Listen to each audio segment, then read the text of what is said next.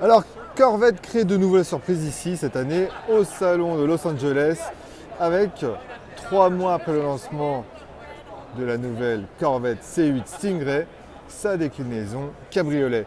Alors vous allez voir, il y a une petite surprise. Alors c'est vrai que Corvette avait étonné tout le monde en changeant l'architecture moteur qui passe en position centrale arrière, alors que depuis toujours, le moteur se situe à l'avant sur une Corvette. Sur cette génération, l'équilibre des masses est optimal. Eh bien, la surprise sur cette version cabriolet est qu'elle abandonne la capote souple pour un toit rigide. Une version donc un petit peu plus civilisée, un petit peu moins sportive de la Corvette pour cette 8e génération. Alors, ce toit rigide s'escamote en 16 secondes.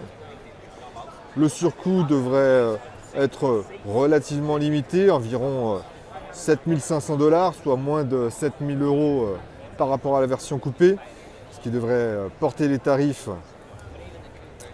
à plus de 63 000 €, puisque le coupé débute à 54 800 €. Ça doit être ça. Alors, cette version cabriolet sera lancée au premier trimestre 2020 avec toujours son gros V8 atmosphérique sous le capot, 6 litres 2, 490 chevaux, moins de 3 secondes de 0 à 100. Le tout envoyé au seul roue arrière. Bref,